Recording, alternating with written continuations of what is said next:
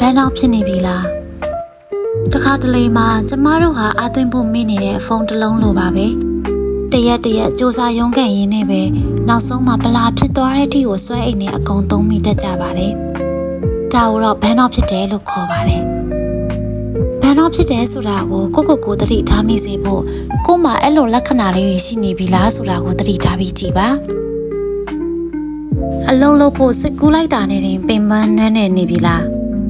အရင်ကပျော်ခဲ့တဲ့အရာတွေကအခုတော့ညှင်းငွေ့စရာတွေဖြစ်နေတာအသေးဖွဲကိစ္စလေးတွေကအစဒေါသထွက်လဲစိတ်တိုလွယ်တာလူတွေနဲ့မဆက်ဆံချင်တော့ပဲတယောက်တည်းပုံနေချင်တာအေးအေးပြတ်တာဒါမှမဟုတ်အိပ်ပေမဲ့လဲမောပန်းနေတုံးပဲဖြစ်နေတာကိုအတုံးမချဘူးလို့အပြစ်တင်နေမိတာဒီလိုလက္ခဏာတွေဖြစ်နေပြီဆိုရင်တော့သိကြပါတယ်ဘန်းတော့ဖြစ်တာကိုခံစားနေရပြီပဲဖြစ်ပါတယ်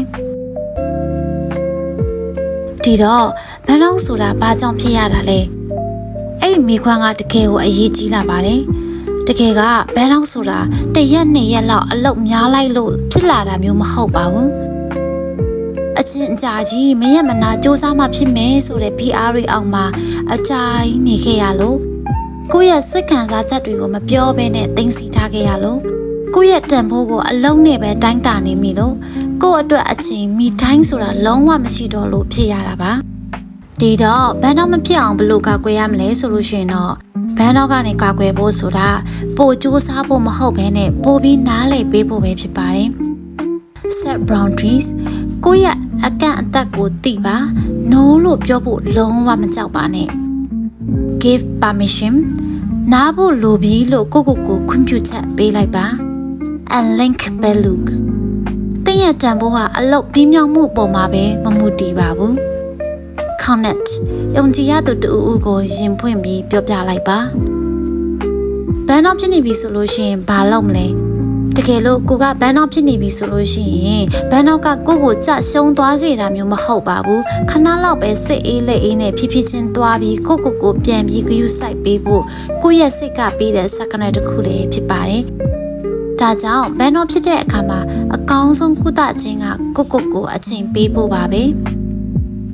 ဘာကိုမှမတွေးပဲစိတ်အေးလက်အေးနဲ့ဘာမှမလုပ်ပဲနားနေလိုက်တာမျိုးကို့အတွက်မိတိုင်းသီးသန့်ပေးလိုက်တာမျိုးကကိုပြန်လဲပြီးစမ်းသစ်လာစေပါလိမ့်မယ်ဒါပေမဲ့တခါတလေမှာတော့အနားယူလိုက်ရုံနဲ့မလုံလောက်ပဲစိတ်ထဲမှာလေးလံနေတော့ပဲဆိုလို့ရှိရင်တော့တကယ်ကိုနားလေတကြွနဲ့ mental health professional တယောက်နဲ့ counseling ယူဖို့ကျွန်မကတော့တက်တွန်းချင်ပါတယ်ဘာဖြစ်လို့လဲဆိုတော့စိတ်ထဲကအဖို့ထက်တွေကိုကျွမ်းကျင်တဲ့သူနဲ့အတူတူဖြည့်ရှင်းလိုက်တာကကိုပေးနိုင်တဲ့အကောင်းဆုံးလက်ဆောင်တစ်ခုလည်းဖြစ်ပါတယ်။တတိယပါ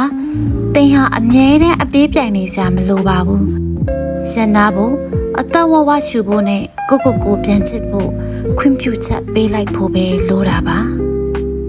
ကျမကတော့လူတွေရဲ့စိတ်နဲ့ဘဝအကြောင်းတွေကိုနားထောင်ရင်စာရေးလူတွေကိုကိုနားလည်လာအောင်အတူလက်တွဲကူညီပေးနေတဲ့ mental health counselor psychology informed life coach တယောက်လေးဖြစ်ပါတယ်။